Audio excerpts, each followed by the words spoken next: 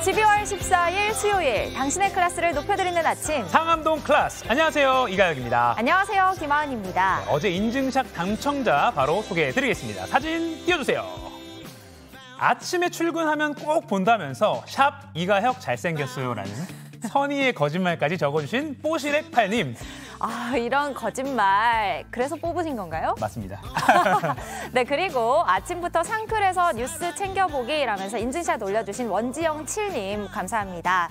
자, 오늘도 함께하고 계시죠? 영화 관람권 2매씩 보내드릴게요. 네, 오늘도 이벤트 이어집니다. 오늘 생방송 보시면서 인증샷 찍어서 여러분의 인스타그램에 해시태그 JTBC 그리고 상암동 클래스 꼭 달아서 올려주시면 저희가 2분을 뽑겠습니다. 네. 하은 씨, 오늘도 준비한 게 많죠? 네, 맞습니다. 오늘도 꽉꽉 채워서 준비했습니다. 머니클래스에서는 예상보다 낮았던 둔촌주공 재건축 단지 청약 소식, 지금 부동산 청약 시장 쭉 훑어볼 거고요.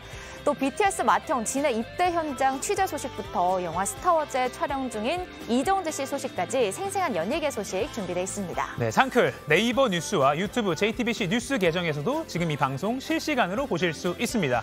자, 오늘 강추위, 네. 강추위입니다. 오늘도 날씨부터 잘 챙기셔야 됩니다. 오늘은 서울 디지털 미디어시티 역쪽에 나가 있는 김미지 기상캐스터 불러보겠습니다. 자, 민지 씨, 오늘 하루 사이에 기온이 15도 이상 떨어진 곳도 있다고 하던데 밖에서 느끼는 오늘 날씨 어떤가요? 네, 오늘 추위의 기세가 정말 대단합니다. 영하 45도 이하의 차가운 북극 공기가 우리나라에 남하면서 일부 남부 지역을 제외한 전국 대부분 지역에 한파특보가 내려졌는데요. 어제 한방눈이 내렸던 일부 경기 남부와 충청을 중심으로는 오늘 빙판길이 예상되기도 합니다. 출근하실 때 맹추위에 대비해 주시고 차량 운전하시는 분들은 차간거리 넉넉하게 해주셔야겠습니다. 현재 중부지방과 전북, 경북을 중심으로 한파특보가 내려진 가운데 서울 아침 기온이 영하 11도까지 곤두박질 치는 등 전국에 올겨울 들어 가장 추운 날씨가 찾아왔는데요. 강원도 설악산은 영하 25도까지 떨어지며 체감온도는 영하 41도를 기록하기도 했습니다. 오늘 중부지방은 한낮에도 영하권에 머물겠고 바람도 강하게 불어 체감온도는 더 낮겠습니다. 오늘은 충청과 호남을 중심으로 눈이 내리겠습니다. 대설특보가 발효 중인 가운데 현재까지 충청에는 최대 18cm의 눈이 쌓였고 오늘 예상되는 적설량은 충청과 호남, 제주도에 1에서 5cm가 예상됩니다. 눈이 많이 내리는 제주도 산지는 7cm 이상까지 쌓이겠고 경상 서부 내륙은 1cm 미만이 되겠습니다. 눈이 그친 수도권 북부와 강원도, 경남, 영남 지역은 대체로 맑겠고 오늘 전남과 경상 내륙은 오후까지, 충청과 전북은 밤까지 눈이 오겠습니다.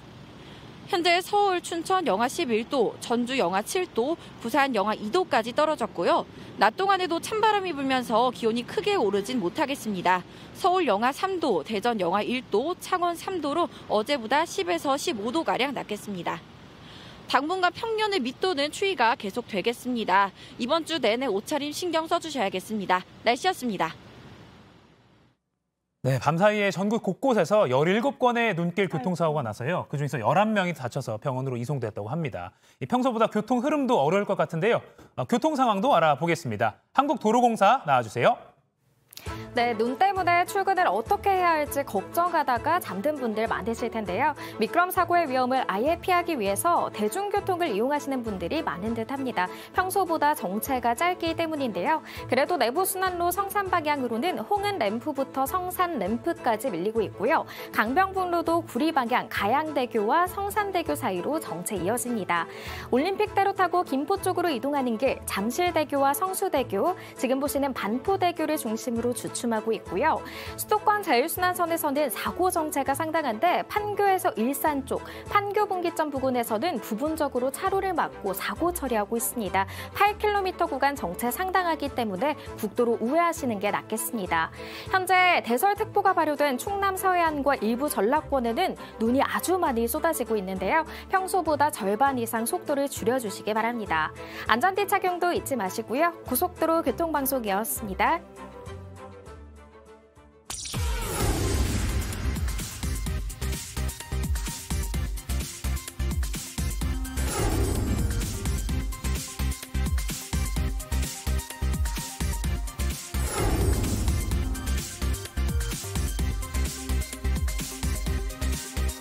제가 의원인 걸 깜빡했네요. 과거에 제가 의원이 아닌 시절에 그냥 제 마음을 쓰는 게 회복이기 때문에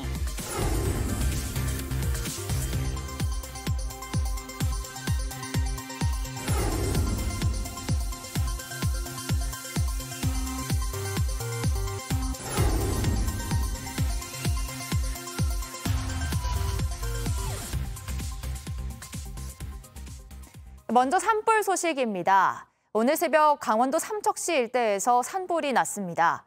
다행히 주민들은 대피해서 지금까지 인명피해는 확인되지 않았지만 소방당국이 진화 작업을 계속 벌이고 있습니다.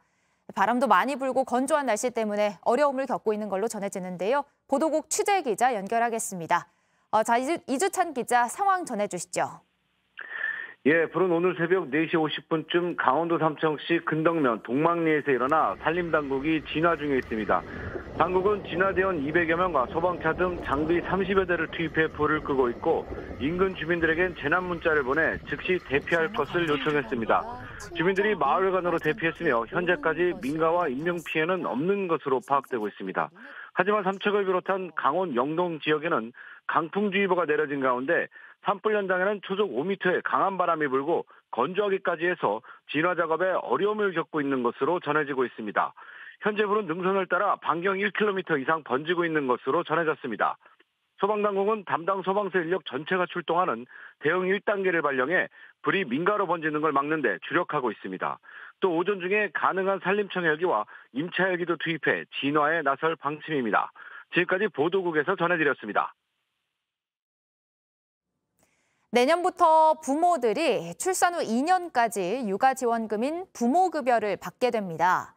만 0세 자녀를 둔 가정엔 월 70만 원, 만 1세 가구엔 35만 원이 지급되고 내후년엔 지원금이 더 늘어나는데요.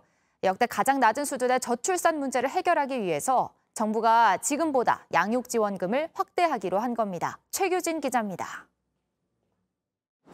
정부가 내년부터 새로 지급하는 부모급여는 출산과 양육 초기의 소득 보전이 핵심입니다.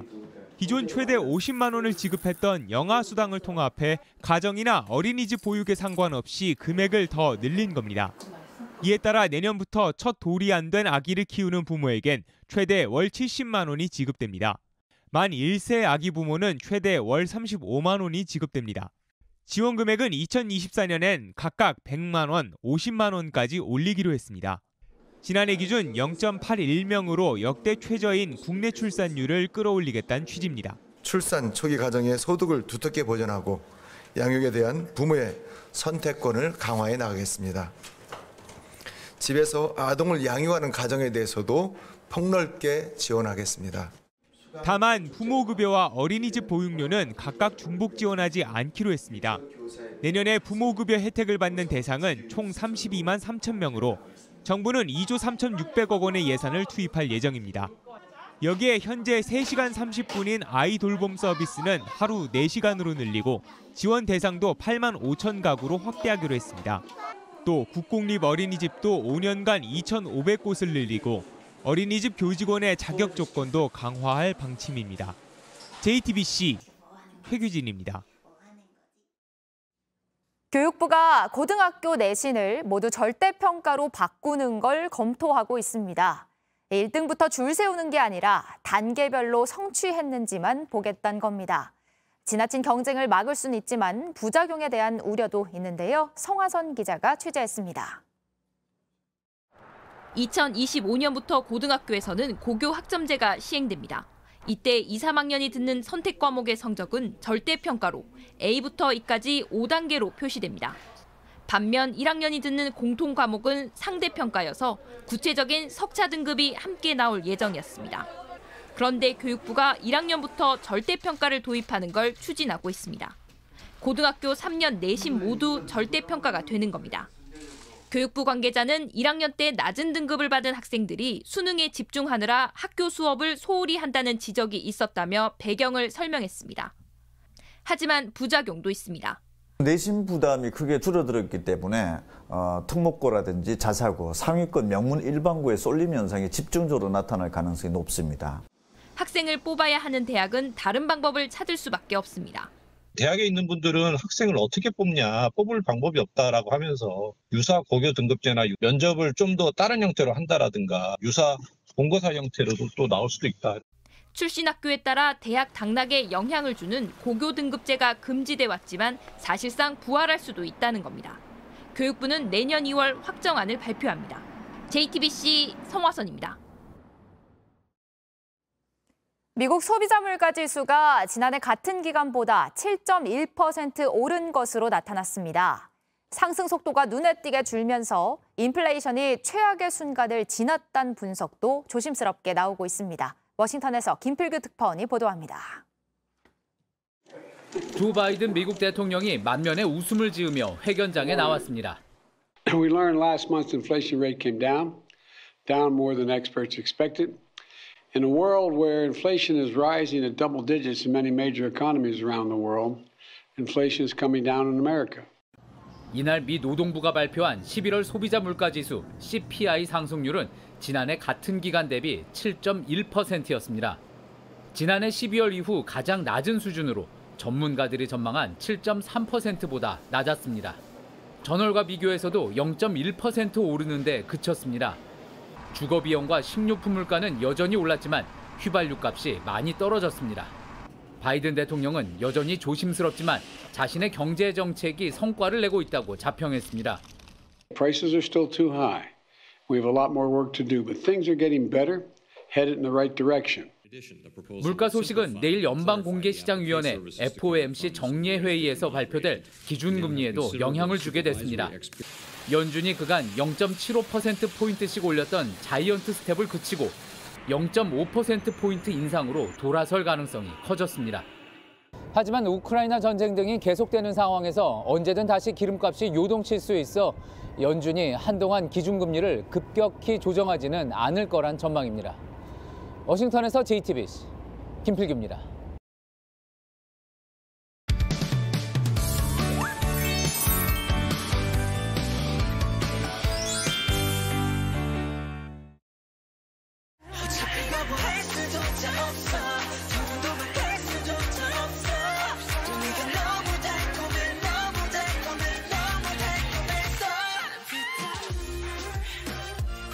뉴스가 딱딱해야 한다는 편견을 깨는 두 사람 나와 있습니다. 먼저 점심시간 동료들과 토크 할 만한 국내 이슈를 소개합니다. 도시락 이슈 이도성 기자. 안녕하세요. 네, 당신이 잡는 사이 벌어진 나라 밖 소식들 재미있게 전해드리는 월드클래스 이온주 캐스터 함께하고 있습니다. 어서 오세요. 안녕하세요. 먼저 도시락보이, 오늘 얼마나 맛깔난 도시락이 준비되어 있을까요? 오늘도 맛있게 준비해봤습니다. 첫 번째 도시락부터 볼까요? 네. 바로 뒤집어 보겠습니다. 하나, 둘, 셋, 빠밤. 네, 자식 팔아 장사. 이태원 참사 유족을 두고 한 말입니다. 네, 참 부적절한 표현이 나왔습니다. 그 창원시의 시의원이 맞습니다. 자신의 소셜미디어에 올린 글인데 논란이 됐죠? 맞습니다. 계속해서 논란이 되고 있는데 국민의힘 김민아 창원시의원이 그제 작성한 글인데요. 쓰여있던 대로 읽도록 하겠습니다. 하늘로 간 영혼들 두 번 죽이는 유족들, 우려먹기 장인들, 자식 팔아 장사한다는 소리 나온다. 나라고 하다 죽었냐? 이런 말들이 있었습니다. 다시 한번 말씀드리지만 작성자가 창원시의원입니다. 결국 계정 삭제하고 사과도 했죠. 네, 맞습니다. 지금 나오는데요. 어제 열린 창원시의 본회의에서 신상 발언을 통해 사과를 했습니다. 잘못된 글로 큰 상처를 입었을 시민과 유가족에게 고개 숙여 사과하고 깊이 반성하겠다고 했는데요. 하지만 이에 앞서 했던 해명은 조금 황당했습니다. 한번 들어볼까요? 네. 제가 의원인 걸 깜빡했네요. 과거에 제가 의원이 아닌 시절에 그냥 제 마음을 쓰는 게 페북이기 때문에 참. 네, 개인적인 공간에 개인적인 생각을 썼다는 건데 이 시민의 세비를 받는 시의원의 발언으로 매우 부적절했다는 볼 수 있겠죠. 국민의힘 경남도당은 김 의원을 도당윤리위원회에 회부하기로 했습니다. 네. 이게 정말 듣다 보다 하니까 어질어질합니다. 네. 근데 제가 듣기로는 며칠 뒤에 이제 이태원 참사 위령제가 열리는데 거기에서 이제 희생자 이름과 영정 사진이 공개된다고 하던데. 네, 이틀 뒤죠. 이제 대한불교 조계종에서 추모 위령제를 열립니다. 보통 이제 49제라고 하죠. 오늘 16일이었는데 희생자의 명복을 빌면서 참여를 희망한 희생자의 영정을 놓고 불교 전통 의식으로 진행을 합니다. 희생자 70여 명의 실명이 적힌 위패와 영정 사진이 공개될 전망이라고 합니다. 네. 또 이태원 참사 관련해서 좀 안타까운 소식이 또 있다고 하는데 그것도 좀 전해주시죠. 네, 맞습니다. 이제 이태원 참사 생존자로 알려진 10대가 그제 숨진 채로 발견됐습니다. 실종 신고를 받은 경찰이 수색에 들어가 하루 만에 찾았는데요. 범죄 혐의점은 없는 것으로 전해졌습니다. 참사 당시 친구를 잃었고 또 이후 병원 치료를 받아온 것으로 알려졌습니다. 많은 희생이 발생한 만큼 힘들어하는 분들도 많은데요. 제 주변도 역시 그렇습니다. 우울감 등 말하기 어려운 고민이 있거나 주변에 어려움을 겪는 이런 분들이 있다면 상담 전화 등으로 전문가의 상담을 받을 수 있습니다. 네, 사실 그날 이태원에서 누구나 또 피해자가 될 수 있던 그런 상황입니다. 더 이상의 막말은 좀 없었으면 좋겠습니다. 자, 다음 도시락 보시죠. 네, 바로 다음 도시락으로 네. 넘어가 보겠습니다. 하나, 둘, 셋, 빠밤. 일본어 몰라? 네, 일본어 좀 하세요? 하이. 하이가 네, 네, 그래도 아리가또 고자이마스 뭐 이 정도 하잖아요. 네. 저도 이제 고등학교 때 좀 배워서 간단한 인사말 정도만 할 줄 아는데 일본어를 못한다는 이유로 60대 택시기사를 폭행한 일이 벌어졌습니다. 근데 일본 사람이 아닌데 지금 그런 일이 벌어진 거예요? 네, 맞습니다. 이 때린 사람 일본 사람이었는데 만취 상대의 20대 만취였던 20대 일본인 관광객이 저지른 일인데요. 영상 보면서 설명드리겠습니다. 아이고. 보시면은 지금 사람이 쓰러져 있는 것 같아요. 건장한 체격 남성이 저런 식으로 발길질도 하고 주먹도 막 휘두르고 그랬습니다. 주변에서 말리니까 잠깐 멈췄다가 다시 한번 달려들었다고 하는데요.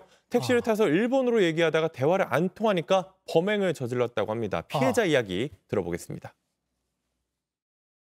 발로 차서 제가 위협을 느끼고 밖으로 도망을 나갔는데 도망 나간 저를 쫓아다니면서 외국인이라면 우리가 더욱더 친절히 잘 해줘야 되겠다는 자세로 일을 하고 있는데 관광 온 사람들이 어떻게 그런 짓을 할 수가 있나. 네, 좀 말이 어려운 상황인데 경찰 조사에 따르면은 이 말을 못 알아들어 때렸다라고 진술을 했다고 합니다. 가해자가 택시기사는 전치 3주 진단을 받았고요. 비슷한 일을 당할까 두려워서 지금 운전죄를 찾기가 어려운 상황이라고 하는데 가해자는 사건 다음 날 구속됐고 지난주에 검찰에 넘겨졌습니다. 이런 사건 한번 당하면 진짜 운전대를 다시 잡기가 정말 겁이 나죠. 트라우마가 생기죠. 네. 어쨌든 법대로 처벌받고 또 피해자분은 또 피해가 잘 회복되기를 바랍니다. 다음 도시락 뭔가요? 네, 세 번째 도시락 바로 가보겠습니다. 뒤져볼게요. 하나, 둘, 셋, 빠밤. 2억짜리가 12억에. 네, 보통 2억 정도 하는 한 외제차가 경매를 통해서 12억에 팔렸다는 소식입니다. 아니, 어떤 차길래 6배 가격에 팔린 거예요? 사진으로 먼저 보여드릴게요. 네. 어떤 차인지. 사진을 보시면 검은색 SUV, 유명한 차량이죠. B사의 G 모델이죠. 네. 인기가 많은 모델인데 배경이 보라색이에요. 이 차, 이 그룹 방탄소년단 BTS 멤버 정국이 탔던 걸로 알려진 차량입니다.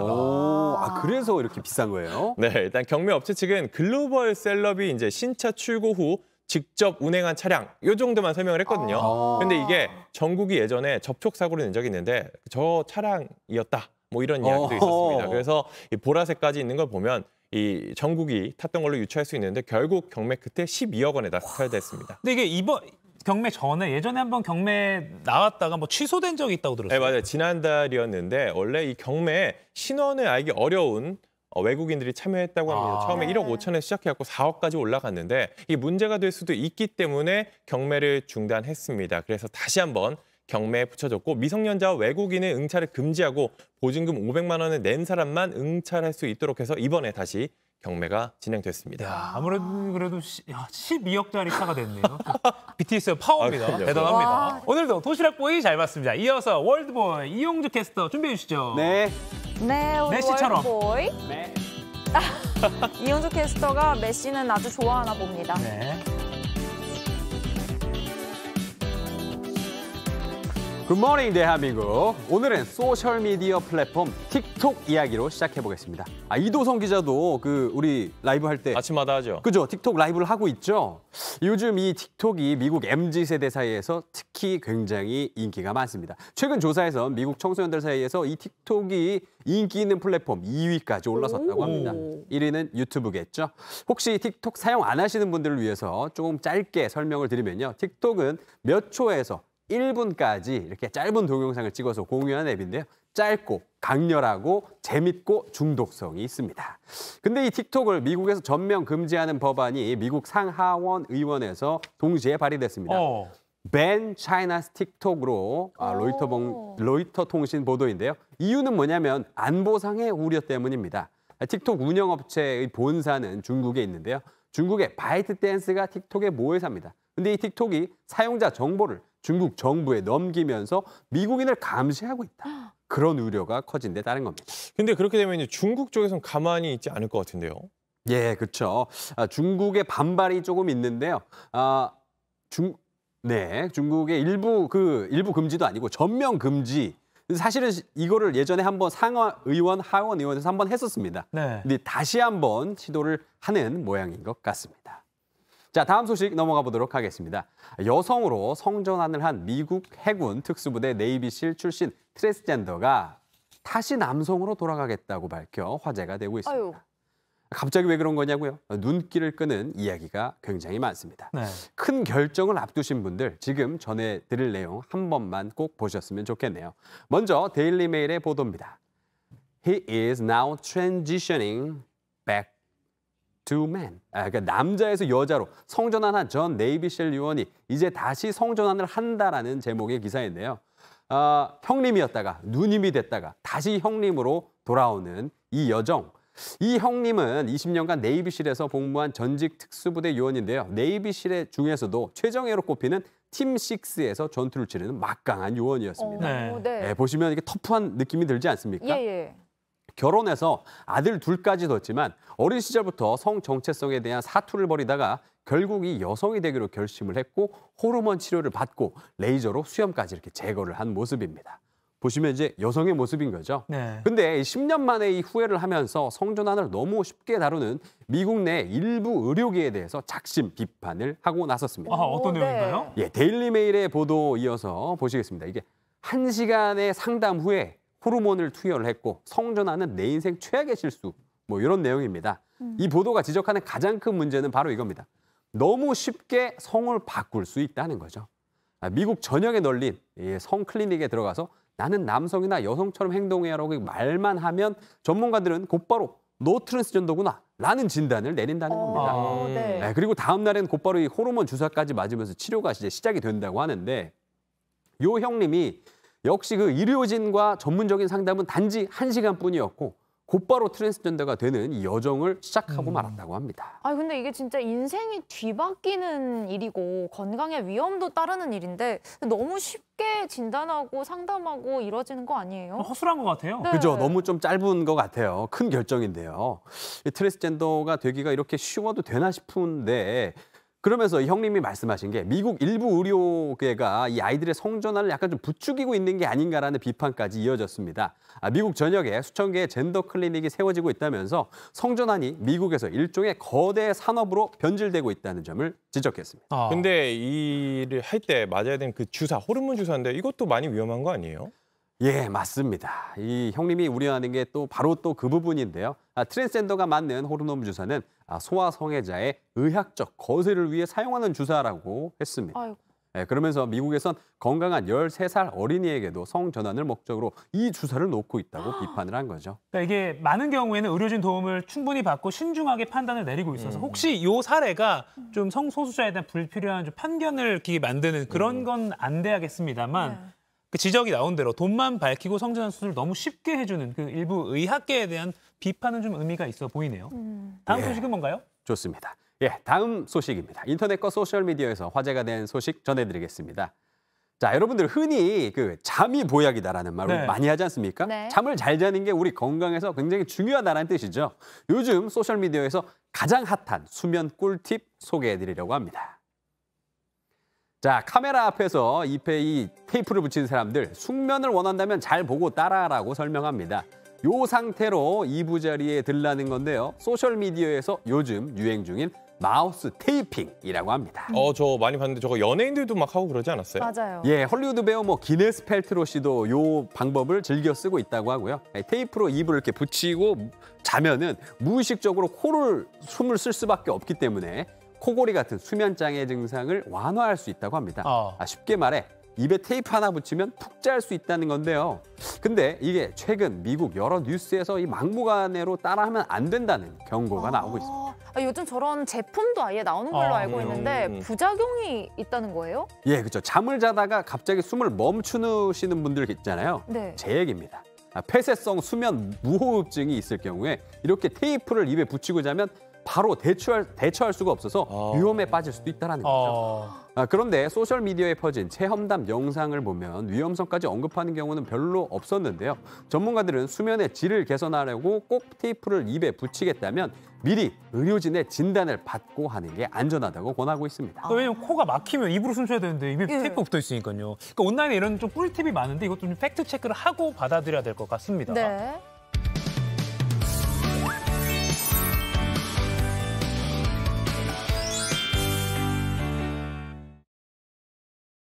네, 지금 시각 8시 28분입니다. 매일 시청자 2분을 뽑아서 영화 관람권을 드립니다. 오늘 저희 방송 보고 계시다가 재미있는 인증샷 찍어서요. 여러분의 인스타그램에 올려주세요. 해시태그 샵 JTBC 샵 상암동 클래스 함께 달아주셔야 합니다. 자, 그럼 저 같은 경알못, 경제를 잘 알지 못하는 사람을 위한 당장 내 돈이 되는 지식 머니 클래스. 오늘의 키워드 먼저 보시죠. 둔촌주공 당첨자 발표 D-1, 당첨자, 탈락자, 전략은?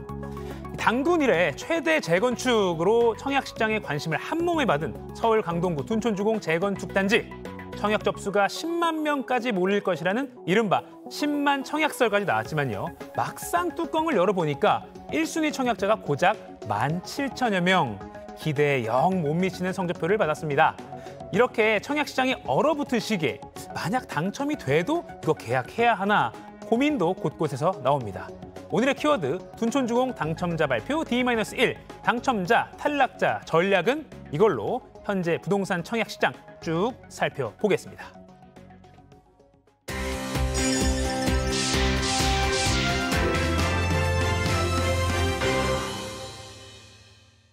네, 김인만 부동산 연구소장과 함께 부동산 완전 정복 해보겠습니다. 안녕하세요. 안녕하세요. 이 둔촌주공 이 재건축 단지가 네. 대여라고 막 불려서 관심이 정말 뜨거웠는데 막상 흥행 실패라는 평가가 나오고 있어요. 네.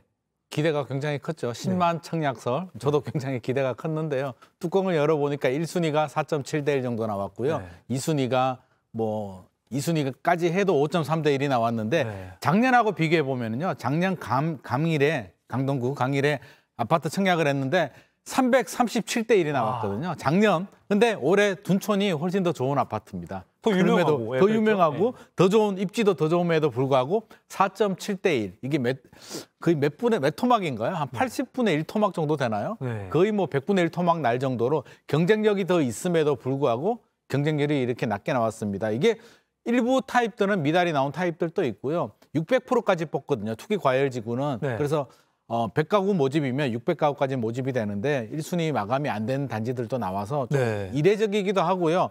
주택시장이 얼마나 침체가 됐으면 우리가 믿었던 둔촌주공마저 이렇게 나왔냐. 굉장히 당혹스러운 상황입니다. 네.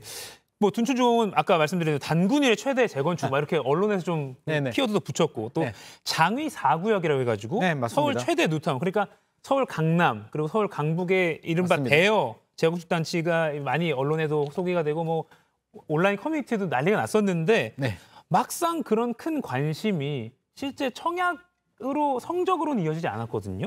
이거는 왜 그런 건가요? 모델하우스도 굉장히 북적북적되고 분위기가 좋았거든요. 그래서 모델하우스 분위기를 보면 이거 10만 청약설이 맞다. 이런 분위기까지 이어졌는데 뚜껑을 열어보니까 1순위가 4.7대 1이 나왔고요. 장위자희 같은 경우는 3대 1밖에 나오진 않았습니다. 3대 1. 그래서 왜 이렇게 적게 나왔지라고 생각을 해보면 일단 심리가 좀 가장 크게 작용을 하는 것 같습니다. 투자 심리가 너무 많이 얼어붙었기 때문에 금리 인상이라든지 투자 심리가 얼어붙으니까 심리적으로 보면은요 이제 그런 게 있거든요. 보통 우리 아파트 가격을 보게 되면 5에서 10% 정도 가격 경쟁력이 있으면 실수요자들이 좀 유입이 되고요.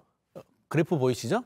5에서 10% 정도 가격 경쟁력이 있으면 실수요자들이 유입이 되고 10% 이상 경쟁력이 있으면 가수요들 투자 수요들이 이제 많이 유입이 됩니다. 일반적으로. 그래서 이런 현상을 보이는데 둔촌주공 같은 경우는 가격 경쟁력이 있었어요. 지금 또 10% 이상 가격 경쟁력이 있음에도 불구하고 왜 이런 현상이 발생했냐면 집값이 떨어지다 보니까 주변 집값이 떨어지고 있죠. 헬리오시티도 그렇고요. 잠실, 엘스, 리센츠 대표적인 아파트들도 떨어지다 보니까 지금 청약을 했지만 나중에 입주 때까지 3년 정도 시간이 필요한데 그 사이에 가격이 더 떨어지게 되면 결국 가격 경쟁력이 10% 이상 나는 가수요, 투자 수요를 노리고 있지만 더 줄어드는 거 아니냐라는 불안감이 작용이 되면서 그 청약을 하면은 안 되는 거 아니야라는 심리가 많이 작동이 된 것 같고요. 네. 거기에 주방 비용 논란도 있었고 그렇죠. 84 타입은 중도금 대출도 안 나오고 또 2년 거주, 8년 전매 제한 여러 가지 악재들이 겹치면서 이번에 저조한 성적이 나온 것 같습니다. 가장 큰 건 어쨌든 아파트 값이 내가 이걸 투자한 만큼 내가 못 걷어들일 거야라는 그 불안감, 심리가 좀 맞습니다. 위축됐다라고 볼 수 있겠네요. 네네.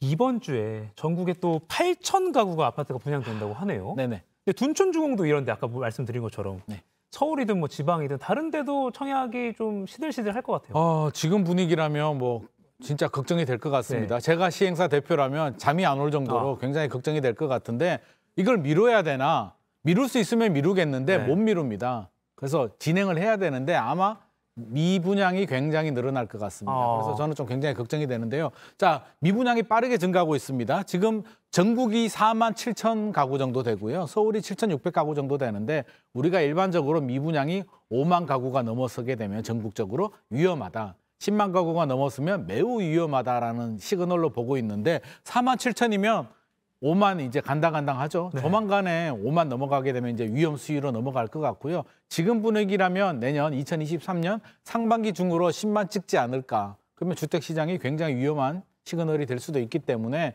그 관계자들도 지금 불안하고요. 이를 바라보는 국토교통부도 마음이 굉장히 조급할 것 같습니다. 네, 회색이 아까 그 4만 7천여 가구, 그러니까 맞습니다. 지방 뭐 중소도시가 굉장히 다 합쳐서도 그렇고요. 서울도 지금 7,600이면 굉장히 빠르게 증가하죠. 6월 달이 4,400이었거든요. 네. 이 속도라면 서울도 내년 상반기 정도 되면 거의 한 2만, 3만 가구 수준으로 위험 수위로 올라갈 것 같습니다. 네.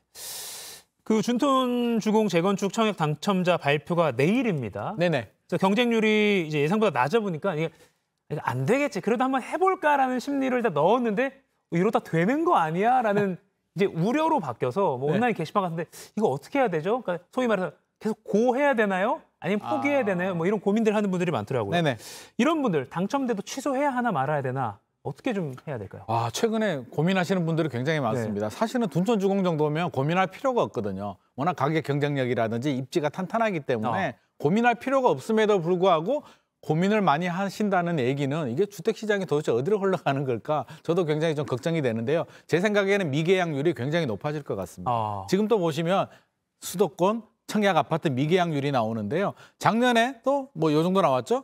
270, 서울 같은 경우는 371가구인데 올해 1,500가구 정도 나왔고요. 수도권 또 2,600에서 7,300 정도 나왔는데 작년은 그런 거죠. 작년에도 왜 이렇게 미계약이 나왔냐라고 하면 층이 마음에 안 들거나 그냥 아무 생각 없이 청약을 했는데 당첨이 되니까 당황해서 포기하는 분들이 있는데 올해는 투자 심리까지 위축이 되면서 미계약률이 더 늘어날 것 같고요. 둔촌주공도 지금 청약 1순위 마감은 됐거든요. 일부 타입 남아두고 마감은 됐음에도 불구하고 마음을 놓지 못하는 이유가 안 될 것 같아.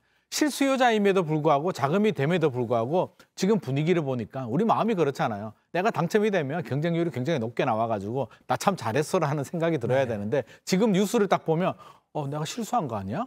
나는 이게 괜찮다라고 생각했는데 지금 분위기면 아닌 것 같아. 나 포기해야겠대. 이런 생각이 많이 늘어날 거기 때문에 미계약률도 늘어날 것 같습니다. 그러니까 인기가 엄청 있을 줄 알고 넣어서 맞습니다. 당첨되면 기분 좋은 건데 당첨되면 또 피도 올라가니까요. 근데 이게 뚜껑을 열어보니까 아닌 것 같으니까 생각보다 미계약률도 늘어나지 않을까. 물론 미계약률이 늘어나게 되면 줄 서서 다주택자들이 또 줍줍할 수도 있는데 이게 미치는 영향이 아마 다른 수도권 청약 시장에도 안 좋은 영향을 미치기 때문에 사실 좀 걱정이 됩니다. 근데 그럼에도 아무튼 앞서 처음에 서두에 말씀하신 것처럼 소장님 개인적으로는 계약을 하는 게 낫다라고 보시는 맞습니다. 네. 왜냐하면 경쟁력이 있으니까요. 투자 가치가 있다. 네. 우리가 부동산을 바라볼 때는 항상 기본에 충실해야 되거든요. 그렇다면 이렇게 위기 상황에서도 뭘 봐야 되냐면 분위기에 휩쓸리지 마시고요. 사실 아파트 가격이 오를 수도 있고 내릴 수도 있잖아요. 또 많이 올랐잖아요. 7년 동안 많이 올랐기 때문에 조정되는 거는 당연합니다. 그래서 당연한 걸 받아들여야 되고 우리는 뭘 봐야 되냐면 기본에 충실하냐. 아파트의 기본이 뭘까요? 결국 입지, 좋은 입지와 인프라, 편의성. 지하철 그 둔촌주공 같은 경우는 지하철 9호선 여기 2개나 있고 학교도 다 있고요. 12,000세대 미니 신도시이기 때문에 저는 그 정도면 경쟁력은 있다라고 보여지기 때문에 당첨되신 분들은 이미 다 계획을 했잖아요. 작은 계획도 되고 실거주 목적이었기 때문에 너무 걱정 안 하셔도 될 것 같습니다. 마지막으로 짧게 질문 하나 더 드리겠습니다. 줍줍 아까 말씀하셨는데 그럼 무주택자나 아니면 지금 청약이 떨어진 사람 이런 분들은 지금 주택 계획을 좀 어떻게 세워야 될까요? 우리 유행어가 있었습니다. 작년에는 선당후곰. 먼저 당첨되고 나중에 고민하자. 뭐 일단 당첨되면 무조건 피는 올라. 올해는 분위기가 바뀌었습니다. 선곰후당. 선곰후당. 먼저 고민 좀 하고 경쟁력이 있으면 청약하자. 청약해서 당첨되자로 바뀌었거든요. 그래서 아무렇게나 묻지마 청약하시면 안 되고요. 알짜 분양 단지 위주로 좀 선별 투자를 할 필요가 있을 것 같습니다. 그래서 옥석 가리기를 좀 제대로 해서 기본이 탄탄하고 경쟁력이 있는 단지 위주로 좀 청약을 하셔야 될 것 같고요. 내가 계획을 해서 당첨이 됐다면 당연히 계약을 하셔도 좋겠고 미분양도 제가 늘어난다라고 했잖아요. 미분양 같은 경우는 옥석을 가릴 수도 있는데 미분양은 원인을 좀 살펴봐야 됩니다. 그렇죠. 미분양 원인이 뭔지를 있겠죠. 살펴보고요. 일단 소비자 선택을 못 받았기 때문에 원인이 뭐 입지가 너무 안 좋거나 입지 대비 분양가가 너무 고분양가가 터무니없다. 시간이 지나도 해결되기 어려운 문제라면 당연히 안 하는 게 맞겠고요. 둔촌주공처럼 입지도 괜찮고 경쟁력이 있음에도 불구하고 분위기에 따라서 미계약이 났다면 이런 거는 선택을 하셔도 좋습니다. 알겠습니다. 어쨌든 평소보다는 좀 신중하게 접근해야 맞습니다. 된다라는 결론을 내리겠습니다. 지금까지 머니클래스 김인만 부동산 연구소장과 이야기 나눠봤습니다. 고맙습니다. 감사합니다.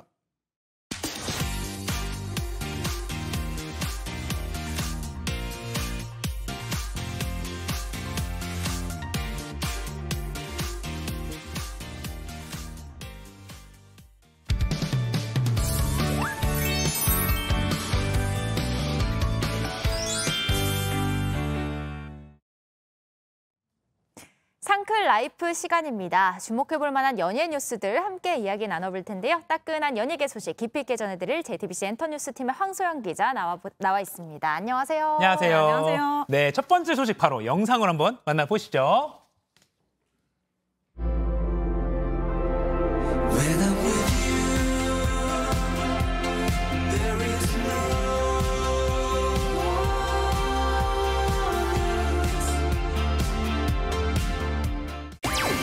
아미가 된 BTS 맏형 진. 어제 육군 현역으로 입대한 진의 소식이군요. 네, 진 씨는 어제 이제 최전방이죠. 경기도 연천의 제5사단 신병교육대로 입소를 했습니다. 네. 이곳에서 5주 동안 이제 기초 군사 훈련을 받은 후에 자대 배치를 받을 예정인데요. 전역은 2024년 6월 12일입니다. 네, 제가 저녁일을 기억하고 있거든요. 현장 취재 직접 다녀오신 거죠? 분위기가 어땠나요? 네, 어제 좀 굉장히 날씨가 좀 추웠습니다. 근데 추운데도 불구하고 많은 취재진이 이곳을 찾았는데요. 현장 혼잡에 따른 안전사고 예방을 위해서 진 씨는 언론 또는 팬들을 위한 별도의 인사 없이 차량에 탑승한 채 신병교육대 경내로 진입했습니다. 네. 오후 1시 50분께 부대 입구는 더욱 분주해졌습니다. 방탄소년단 멤버들이 탑승한 차량이 도착했기 때문인데요. 경호원들이 바삐 움직였고 이윽고 검은색 밴 6대가 차례로 들어갔습니다. 방탄소년단 member 전원이 맏형 진 씨의 입대를 마중하기 위해 직접 연천을 찾은 것인데요. 훈훈함을 더한 단체 사진을 남겨서 팬들의 아쉬움을 달랬습니다. 아, 그렇군요. 네, 영상 보니까 생각보다 많은 팬들이 있는 거 아닌 것 같은데 맞나요? 네, 어제 생각보다 규모는 좀 적었습니다. 약 네. 50명 규모 정도 되는 것으로 파악되는데요. 취재진 역시 안전규칙에 따라 이제 움직였고 아미들도 마찬가지였습니다.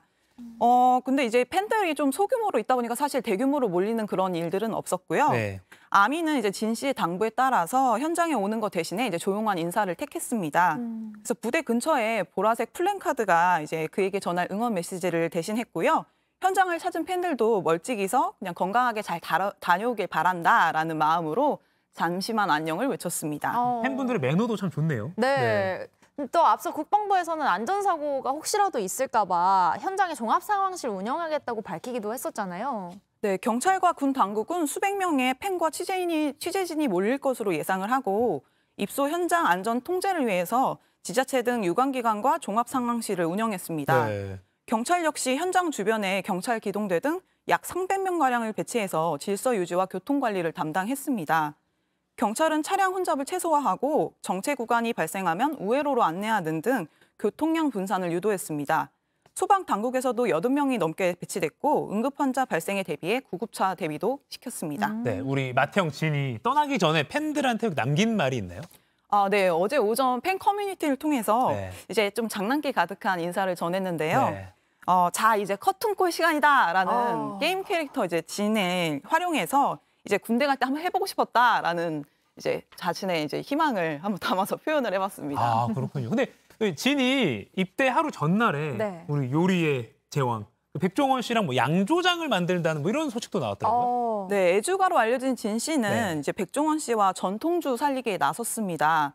최근 두 사람은 유튜브 채널 방탄TV를 통해서 취중 진담을 함께 했는데요. 백종원 씨는 술을 합법적으로 만들어서 나눠주려면 양조장을 만들어야 한다. 주세법의 적용을 이제 만들어서 이제 나눠주려고 하는 거다. 네. 진 씨나 나나 합법적으로 술을 나눠주려면 양조장을 만드는 게 좋겠다라고 생각해서 만든 것이라고 설명했습니다. 그러면서 백종원 씨는 이렇게 유명 아티스트가 술 브랜드를 만들어서 알려야 한다. 그러면 우리의 전통주를 잃어버리고 산 세월을 빨리 따라잡을 수 있다. 그래서 이렇게 만들어서 해외에 선물할 때 홍보 효과가 반드시 있을 것이라고 생각한다고 밝혔습니다. 이 백종원 선생님이 제대할 때쯤 되면 술이 다 익어 있을 거라고 그래가지고 팬분들이 저녁 파티, 저녁 이벤트를 이 양조장에서 해야 된다 이렇게 주장을 하고 있어요. 그럼 너무 좋겠네요. 네. 아주 맛을 한번 보고 싶네요. 네, 뭐 다음 이제 멤버들도 순차적으로 입대한다는 계획도 있으니까 한번 또 BTS의 전체 리유니언을 한번 더 기대를 나중에 해보겠습니다. 네. 자, 그러면 두 번째 주제를 한번 보겠습니다. 이것도 영상으로 준비돼 있죠? 두 번째 영상 보여주세요. 순영금융그룹 니한테 주려고 한다.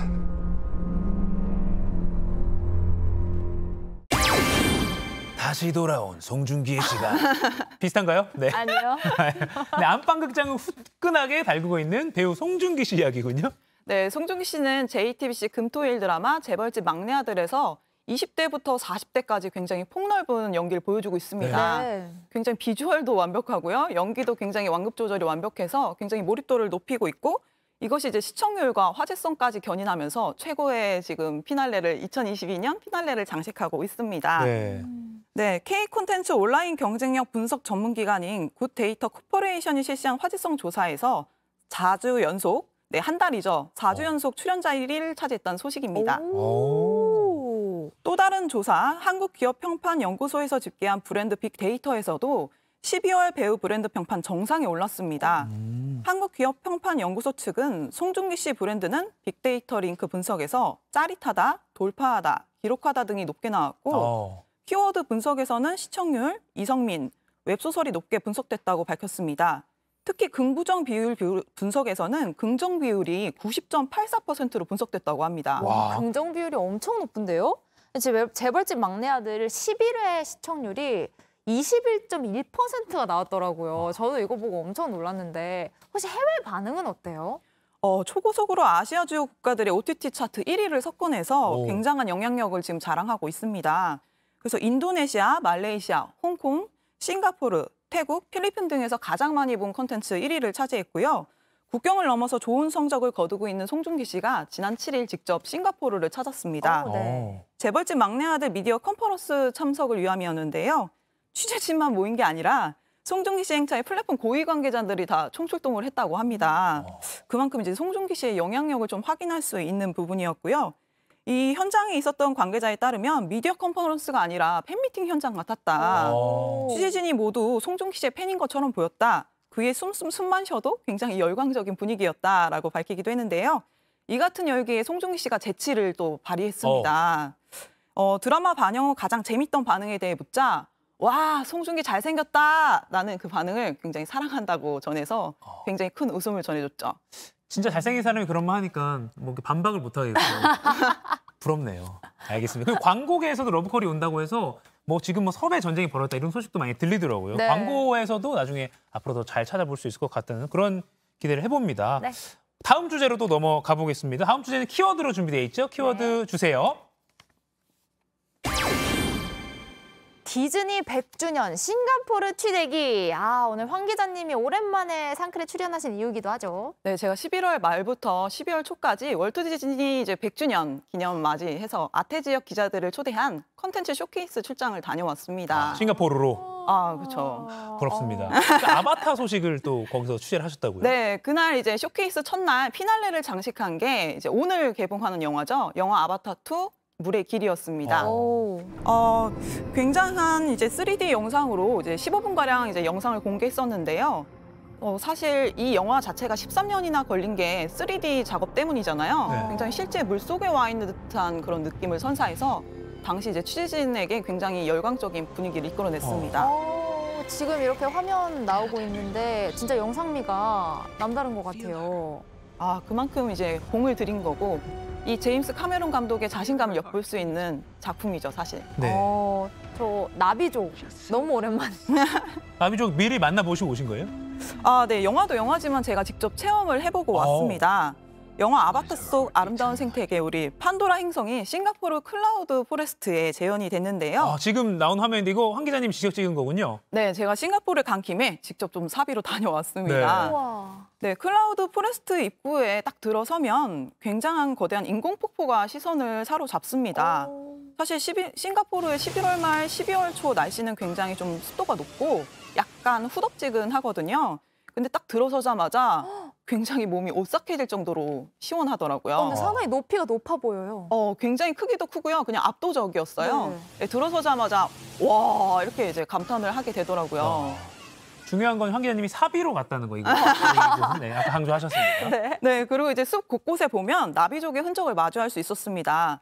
나비족 조각상들이 이제 각각의 숲에 머물고 있거든요. 그리고 나비족과 함께하는 거대 초식동물도 만나볼 수 있습니다. 근데 굉장히 그 모습이 좀 실감나게 굉장히 리얼해서. 이게 모형이죠, 지금? 네, 근데 살아 움직이어가지고 굉장히 좀 약간은 무서운 느낌을 주더라고요. 저렇게 만질 수도 있어요? 저거는 이제 나비족이 약간 우리가 머리카락으로 교감을 하잖아요, 다른 생물과. 그거를 이제 사람의 손으로 할 수 있게끔 해놓은 이제 그런 설치되어 있는 시설이었어요. 그래서 약간 이제 교감을 해볼 수 있도록 직접 체험을 해볼 수 있는 공간이었죠. 아니 근데 지금 일하러 가신 거니까 여행 코너 제가 찾아 들었는데요. 지금 여행 다루는 상클 라이프인 줄 알았어요. 네, 우리 K 작품 그 취재도 많이 하셨다면서요? 저도 열심히 일을 하러 갔으니까 일을 해야 되지 않겠습니까? 근데 확실히 이제 이번에 취재를 가서 느낀 건 한국 컨텐츠나 한국 배우들의 위상이 굉장히 세계적인 위상을 느낄 수 있는 행사였습니다. 행사에서 발표된 아시아 태평양 지역에서 제작한 디즈니 플러스 신작 총 30편 중에 한국 작품이 13편으로 가장 큰 비중을 차지했습일 올 연말 기대작과 내년 기대작은 한국 작품들에 더 많은 힘이 실린 모습이었는데요. 지난 7일 공개한 커넥트와 21일 공개될 카지노가 이날 행사의 끝 순서에서 다뤄졌다는 점에서 월트 디즈니 측이 얼마나 한국 콘텐츠에 신경을 쓰고 있는지 엿볼 수 있었습니다. 특히 이날 카지노2가 제작된다는 소식이 처음으로 알려지기도 해서 눈길을 끌었습니다. 그렇군요. 제가 진짜 손꼽아 기다리고 있는 이 배우 이정재 씨랑 박서준 씨의 할리우드 진출 소식, 이건 혹시 싱가포르에서 안 전해졌나요? 빼놓을 수가 없죠. 근데 이게 좀 눈길을 끌었던 게 마케팅에도 한국 배우를 굉장히 적극적으로 활용을 하더라고요. 그래서 이제 이정재 씨 같은 경우에는 지금 현재 영화 스타워즈 시리즈 에콜라이트로 합류하게 돼서 현재 영국에서 머물면서 촬영을 진행하고 있는데 이날 영상으로 깜짝 등장했습니다. 이정재 씨는 현장에서 여러분과 함께 하지 못해 죄송하다. 개인적으로는 매우 흥분되는 소식을 전하고자 한다라면서 스타워즈 시리즈 에콜라이트 출연 소식을 직접 전했고요. 디즈니 가족의 일원이 돼 기쁘다. 앞으로 많은 기대와 관심, 사랑 부탁드린다라고 소감을 전했습니다. 배우 박서준 씨의 소식도 또 이곳에서 다뤄졌는데요. 마블 첫 출연작인 더 마블스의 개봉 시기가 내년 7월이라고 처음 언급이 됐습니다. 그런데 행사 진행 중에 박서준 씨의 마블 첫 출연작이라고 직접 콕 언급을 하더라고요. 근데 사실 박서준 씨가 이 작품에서 주인공은 아닙니다. 그런데 이제 주인공처럼 이제 다뤄지면서 언급도 직접 그렇게 되고, 그래서 박서준 씨의 이런 인기나 인지도를 좀 다시 실감할 수 있었던 순간이었습니다. 싱가포르 가서 열심히 일한 티가 납니다. 네, 저희가 오늘 다 못다한 이야기는 잠시 유튜브 방송으로 상클 2교시 이어지니까 황 기자님 퇴근하지 마시고 잠시 기다려주세요. 네, 황 기자님 고맙습니다. 네, 감사합니다. 뵙겠습니다.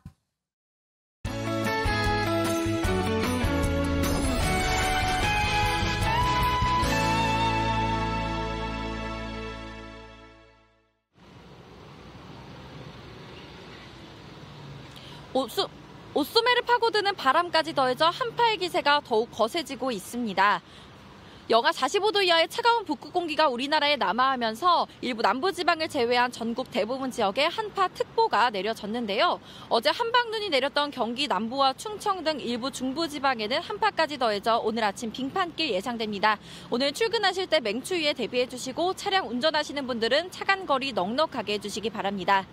현재 중부지방과 경북, 전북을 중심으로 한파특보가 내려진 가운데 오늘 서울 아침 기온이 영하 11도까지 곤두박질 치며 올겨울 가장 추운 날씨가 예상됩니다.